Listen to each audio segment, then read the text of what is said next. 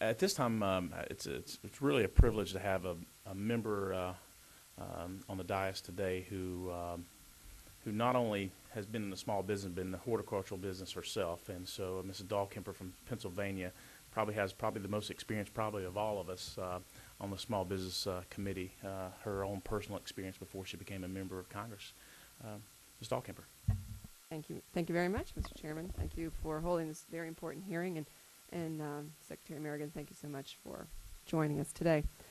As the recession continues to take its toll and climate change continues to lead to even more unpredictable weather, it's increasingly important for families, farmers to better cope with business risks by diversifying their operations.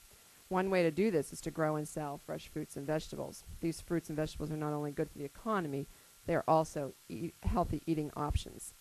As a dietitian for 25 years, I'm very concerned with the obesity epidemic. With 1 in 5 4-year-olds now obese, we must find ways to provide our children with nutritious food options. In 2008, the medical costs of obesity rose to $147 billion, while the human suffering is even greater. The availability of fresh and affordable produce is one component in addressing this tremendous public health problem. The 2008 Farm Bill greatly expanded the USDA Fresh Fruit and Vegetable Snack Program. It now reaches more than 1 million children in 50 states. This program creates a new partnership between farmers and local schools. Thanks to this program, more schools can rely on locally grown products for their school lunch programs. At the same time, schools are providing healthier meals to their students. This is a win-win program, and I'm pleased that we are discussing how to help specialty farmers and ensure good programs like this can continue. And I come from a district in Pennsylvania where specialty crops, along with dairy, really are the main agriculture in my district. And we have seen, for example, this year, many of our farmers are dealing with loss in their fruits. For example, from a freeze, a late year freeze, now we're having unprecedented rain. And so our specialty crop farmers really deal with a lot of these issues. But I also have this obviously very strong interest in the nutrition side of your programs. And in your testimony today, you discussed the proliferation of farmers markets and community gardens, particularly in underserved areas. And you did mention the food desert, which is something that's been a concern of mine for many, many years. There's been food deserts in our schools for many, many years, and I'm so glad to see that we're finally addressing that. I know you talked a little bit about this refrigerator trucks, and you talked about some other things. Is there anything else you can tell me that you're doing to try to deal with this particular issue? Because we've got to get these foods into the places where people most need them.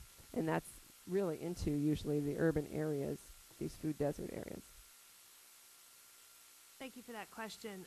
Let me say, first, in terms of the schools, I think that we are trying to do better with the help of the 2008 Farm Bill and getting fresh product into the school breakfast and lunch programs. For example, we just had a wonderful experience with sliced apples in small individual bags going to school children. They loved them.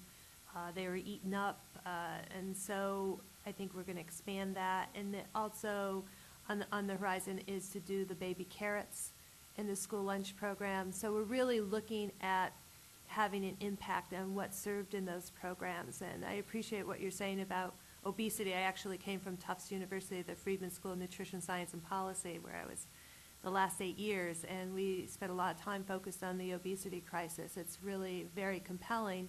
We have childhood hunger and we have obesity, and paradoxically, oftentimes the root of the problem is the same: lack of options, lack of access to a lot of the specialty crops that we're talking about today. In terms of getting into the inner cities, some of these good foods, I think we again have a whole slew of programs at USDA that we can reorient to help here, and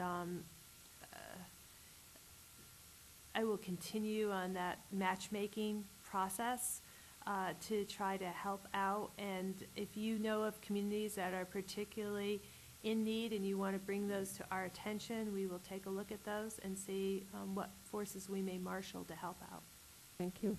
Another program that I've always thought was one of the better programs is WIC, because versus food stamps, which are very necessary, obviously, but WIC, the foods are targeted for the particular needs of the mother, infant, and child. And you talked a little bit about adding fresh fruits and vegetables to that program. Are there any other suggestions you have for improving nutrition in that program to add to the Clinton administration initiative? I think for our suite of programs that help with nutrition assistance, one of our challenges is to increase enrollment. We still don't serve all the people who are eligible for these programs, so it's really on our shoulders to get the word out.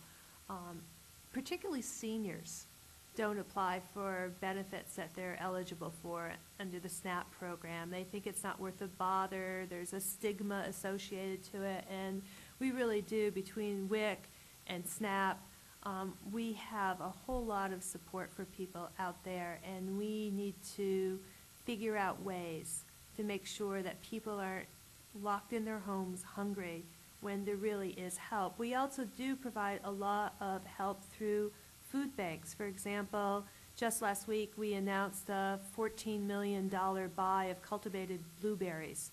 That's one of these programs where we can relieve market access, so it helps producers. At the same time, we're going to have fresh product. We're going to have product that we can put into our food banks and other nutrition programs. So it's a win-win, and we continue to do that and look for good product to buy to help out these various programs. I see my time has expired. I have many other questions, but I do appreciate you coming today, and look forward to continuing to work with you for good nutrition for this nation. Terrific.